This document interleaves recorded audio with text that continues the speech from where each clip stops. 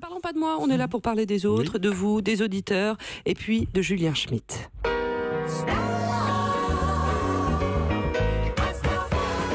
Bonjour Julien. Bonjour tout le monde, comment ça va? Très bien. Ça va? Bonjour André, je suis content de vous rencontrer. André, alors durant cette émission, nous avons appris pas mal de choses sur vous. Je vais à présent évoquer quelques anecdotes, périodes de votre vie un peu moins connues. Par exemple, peu de gens savent que André Manoukian, c'est pas votre vrai nom, non, c'est un pseudo de jazzman. Votre vrai nom, c'est Miles Coleman. Mais voilà, vous avez pris André Manoukian, comme ça les gens peuvent vous appeler Dédé, du coup ça vous ouvre un peu à l'international. C'est pas idiot, c'est pas idiot. Mais bien avant cela, André, il y eut votre enfance, cette enfance dingue, passée entre Los Angeles et Moscou, donc à Lyon pour être précis. Enfant, vous souhaitez d'abord devenir médecin, puis laveur de carreaux, thanatopracteur, enfin, avant de réaliser qu'il y a d'autres moyens plus sains pour voir des femmes nues, notamment la musique, quand elle est correctement associée au LSD.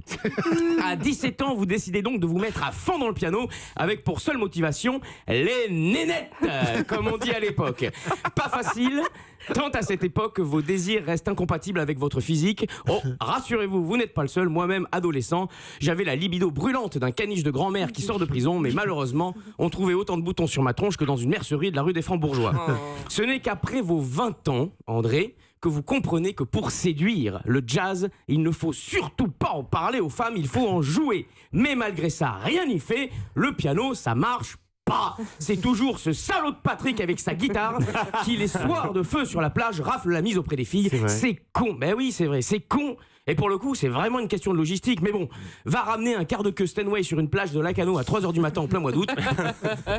Les études passées, vous vivez à la petite semaine, courant le cachet et donnant des cours de piano avec, il faut le dire, une pédagogie assez lunaire.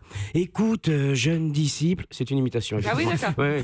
Écoute, jeune disciple, on s'en fout de la technique. Ce qui compte, c'est l'élévation du feeling vibratoire dans ta tonalité. En fait, il faut que tu détendes ta prostate quand tu joues en bémol 5. Mais monsieur le professeur Manoukian, quoi, enlevez votre doigt de mes fesses, ça ne se fait pas. Et oui, très peu de gens le savent, mais vous avez donné des cours à Michel Leb.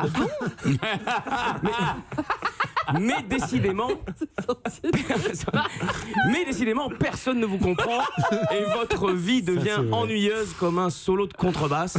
Et c'est vrai que c'est élitiste un petit peu le jazz, hein. Les néophytes le disent, le jazz, c'est un peu comme les imitations de Nicolas Canteloup. Les noms changent, mais nous on entend toujours la même chose.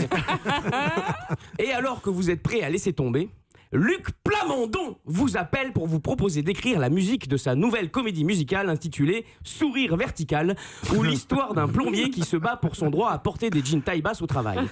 Mais intègre et jusqu'au boutiste, vous rejetez la proposition avec une radicalité absolue parce que vous vous en foutez de l'argent. Vous vous en foutez de l'argent, mais comme cette année-là, vous aviez déclaré vos revenus locatifs en case D2H qui n'ouvrent pas droit à l'abattement sur le revenu foncier, alors qu'en étant un peu malin, mais pas de gauche, vous les auriez reportés sur la déclaration 2042 NR, ben du coup, vous le rappelez, Plamondon, et écrivez pour lui une première chanson intitulée « C'est pas parce que » qui fustige cette façon super nulle qu'on a tous de juger par les apparences. Ce qui donnait à peu près ça, je vous le fais a cappella. Ok. C'est pas parce qu'on fume qu'on doit dire de nous qu'on est des fumeurs. C'est pas parce qu'on joue au basket qu'il faut nous traiter de basketteurs. C'est pas parce qu'on aboie qu'on est forcément un chien. C'est peut-être un chat qui se déguise en chien parce qu'il préfère être un chien.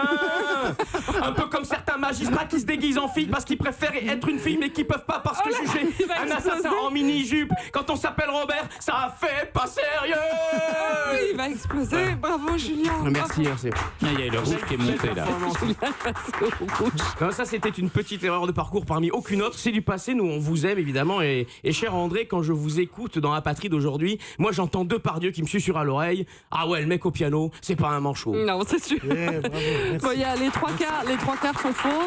Bon, on ne sait plus quels sont le vrai du faux. Bon, vous faites le tri vous-même. Il y avait un peu de ce parcours-là. C'est vrai qu'on rêve tous quand on est jeune de faire la musique qu'on aime et puis on se retrouve dans des bains un peu improbables. Oui. Voilà. Europe.